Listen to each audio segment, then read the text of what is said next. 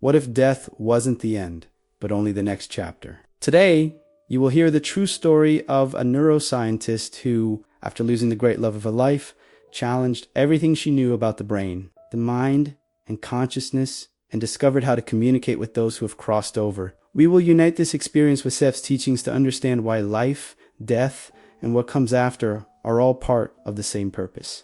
And if you want to anchor this experience right now, write in the comments, "I choose to see beyond the veil." Also, take the opportunity to subscribe to the channel so you can walk with me on this journey and ensure that none of these messages get lost along the way. We have all felt the absence of someone who has passed away. But what hurts most is not just the longing, it is the feeling that we will never have contact again, that the connection has been cut forever.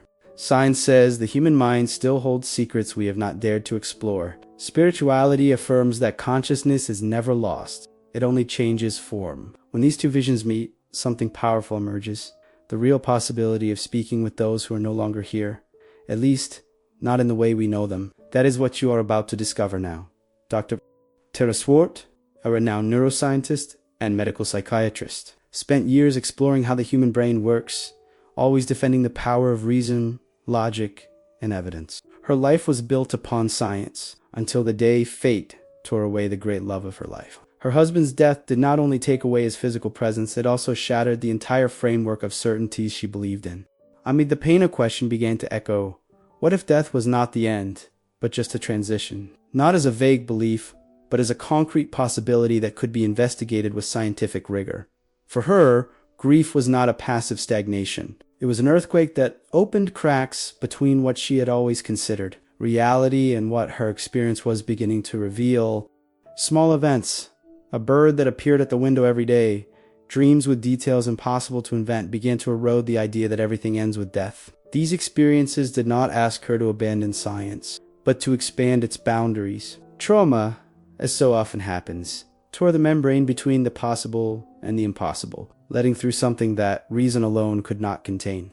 As a scientist, Tara knew she could not simply accept subjective experiences without questioning them. But as a wife and human being, she could not ignore the force with which these signs came. That's when she found a point of convergence between science and spirituality. The theory that the brain does not create consciousness but filters it, like a radio tuning into signals from a station that already exists.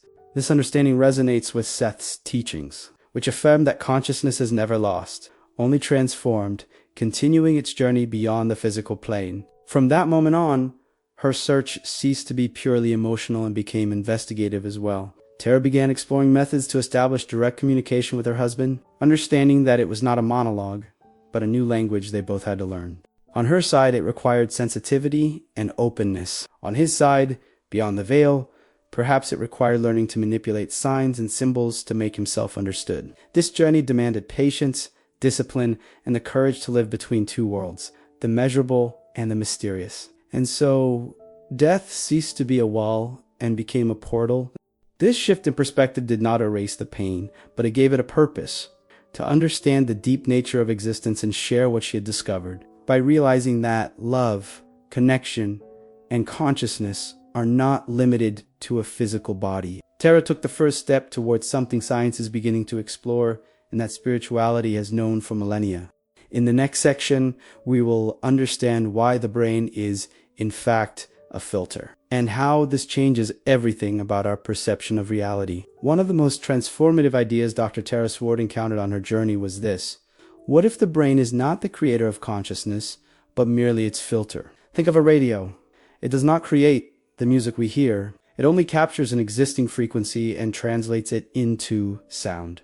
In the same way, the brain may be just the device that tunes into the vastness of consciousness, limiting it to what we can perceive in the physical world. This perspective, discussed by scientists like Donald Hoffman and supported by spiritual accounts like Seth, radically challenges what we have learned about the mind. If the brain is a filter, then death does not destroy consciousness. It simply removes the antenna that connects us to one station, freeing us to access countless others. Tara began studying in depth how the nervous system filters information. She discovered that we receive far more stimuli than we can process and that, for survival, our brain ignores most of them. This means we are surrounded by signals but perceive only a tiny fraction. the portion the physical mind considers relevant. It is possible that messages from loved ones who have passed are in this invisible field around us. And the only reason we do not perceive them is the way the brain prioritizes data. This limitation, which seems like a barrier, also hides an opportunity. If we alter our state of consciousness, we can change the frequency we are tuning into. Seth teaches that consciousness is multidimensional, and that our physical body is only one of its manifestations. When we accept that the brain is a filter, we open space to understand that meditation, lucid dreams, and altered states of perception are not escapes from reality, but doors to broader layers of it. In these states, the barrier of the filter becomes thinner, allowing information, images, and sensations from other planes to reach us. This was how Tara began receiving clearer signs from her husband, not as voices or dramatic apparitions, but as precise intuitions, impossible to ignore coincidences, and sudden feelings of presence. This view also finds resonance in quantum physics, which suggests that the reality we perceive is only an interpretation of data, not the world as it truly is. In practice, we are interpreters of a vast field of energy and information. By changing the configuration of the filter, whether through intention, emotion, or spiritual practices, we change what we pick up. It is like changing the radio station and suddenly hearing a new song. This fine-tuning is exactly what allows signals from other dimensions to reach us. And with practice, we can learn to recognize and interpret them. By understanding this metaphor of the brain as a filter, contact with those who have passed stops seeming supernatural and becomes merely a matter of tuning. It is not about invoking or breaking the laws of nature, but about expanding consciousness to access something that is already here all the time. In the next section, we will dive into the body, the silent guardian of spiritual memory, and discover how traumas and emotions can either block or open our perception of the invisible. The body holds memories the conscious mind has forgotten. Neuroscience has already shown that intense experiences, especially traumatic ones, are not only recorded in the brain, they are inscribed in the muscles, posture, breathing, and even the heartbeat. For Dr. Tara Swart, this meant realizing that part of her pain for her husband was literally trapped in the body. But as she investigated more deeply, she began to notice something curious. These records were not just emotional memories. They seemed to contain echoes of something subtler, as if the body were an anchor for spiritual memory. Seth explains that consciousness is not limited to the brain, but permeates every cell of the physical body. This means our cells carry stories and connections that transcend this life, and therefore can be bridges to access memories that bypass the rational mind.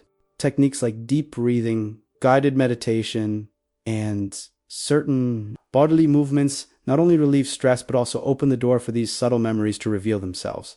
In some cases, this manifests as a sensation of presence beside us. In others, as a vivid memory that seems to have no origin in this lifetime. Tara realized that by working with the body, she was unlocking something that seemed to come from the other side.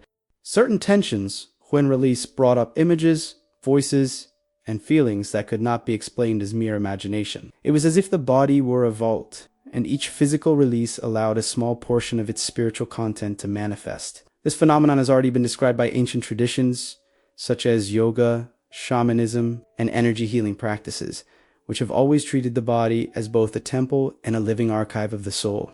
The bridge between emotional healing and spiritual expansion grows stronger when we understand that freeing the body is freeing consciousness. By releasing tensions and blockages, we make space for energy to flow more freely, allowing signals, intuitions, and subtler perceptions to reach us. This is one of the reasons why so many cultures associate movement, song, or breathing rituals with states of connection to the sacred. It is not just symbolism, it is spiritual physiology in action.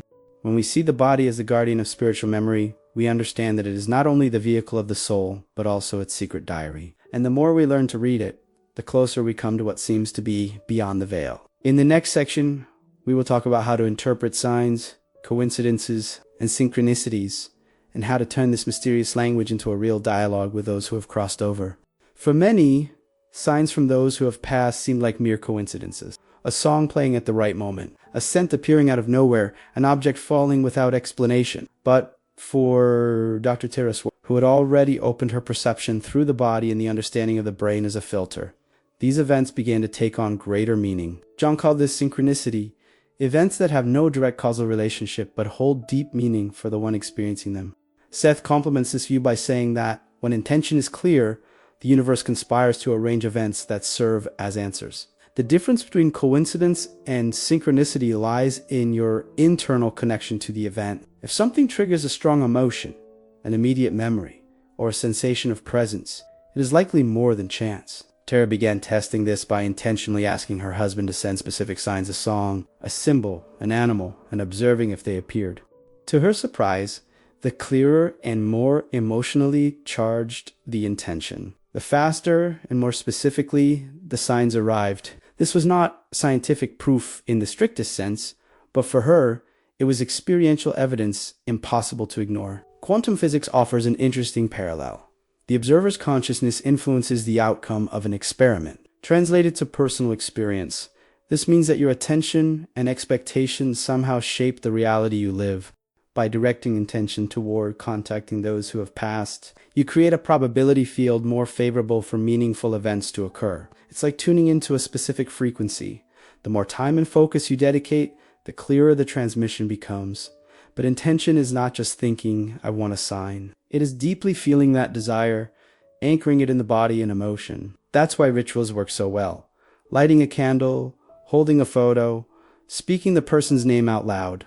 These gestures do not create the contact, but strengthen your vibrational state, fine-tuning the connection. This way, you begin to perceive a symbolic language that is unique between you and the one who passed, like a secret code only you both understand. Over time, this dialogue becomes more natural. You begin to recognize patterns, trust the response, and feel that even without the physical body, the bond not only continues, but deepens. In the next and final section, we will explore the greater purpose behind life and death, according to Seth, and understand why this connection is not just for emotional comfort, but to propel your spiritual. For Seth, life and death are not opposites, but different chapters of the same story. Before incarnating, he says, each soul carefully chooses the context, relationships, and even the challenges it will face. This spiritual contract is not a rigid sentence, but a flexible script whose main goal is the expansion of consciousness. Death, therefore, is not a failure or an accident of fate. It is a planned transition, part of the greater plan we accepted before crossing the veil. This perspective radically transforms how we face loss. Instead of a definitive break, it is a change of address for the soul. Dr.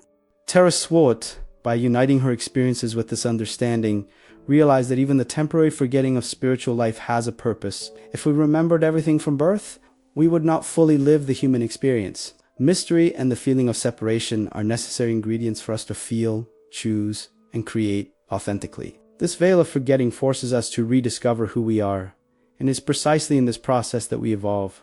Death, then, does not interrupt learning. It only changes the stage where it happens. This vision expands the meaning of contacting those who have passed. It is not only about soothing the longing or seeking comfort, but about understanding that this communication is part of a continuous cycle of growth. The messages we receive do not come to keep us stuck in the past, but to remind us of who we are and what we can still become. In many cultures, ancestors are considered active guides, helping the living walk more consciously and in alignment with their greater purpose. Seth teaches that by integrating the physical and spiritual realities, we begin to live more fully. Instead of fearing death, we see it as an ally, a constant reminder that our time here is precious and that every moment can be used to create, love, and evolve.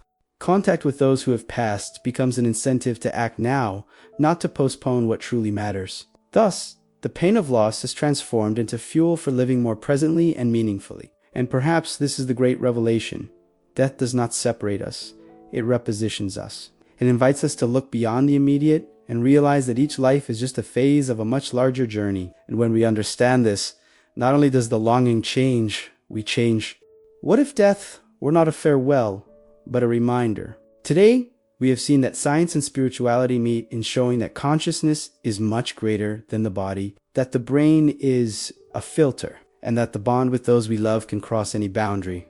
Tara Swart's story has shown us that even minds trained in logic can open to the impossible when the heart calls. And Seth's teachings remind us that every meeting and every separation is part of a greater plan you yourself helped create. Death, like life, is an invitation to feel more, to expand more, to remember that you are an eternal being living a temporary experience. When you understand this, longing transforms, not because it disappears, but because it becomes a bridge instead of a wall. And with intention, sensitivity, and practice, you can turn that bridge into a living channel of love and learning. Perhaps today you realized you are not alone, that signs have already been around you, just waiting for you to tune the frequency to see them. That silence is not emptiness, but fertile space for voices and subtle presences to manifest. And that the purpose of this is not just to comfort, but to activate in you the courage to live the life you chose before you were born. So, if this video spoke to you, subscribe to the channel now and turn on notifications. Here, each new piece of content is a step toward crossing the veil with awareness, with love, and with purpose. And if you want to anchor this decision, write in the comments,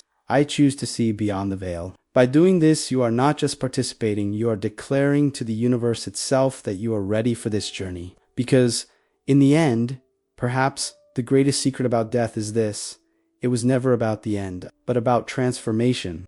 And when you realize that life finally begins,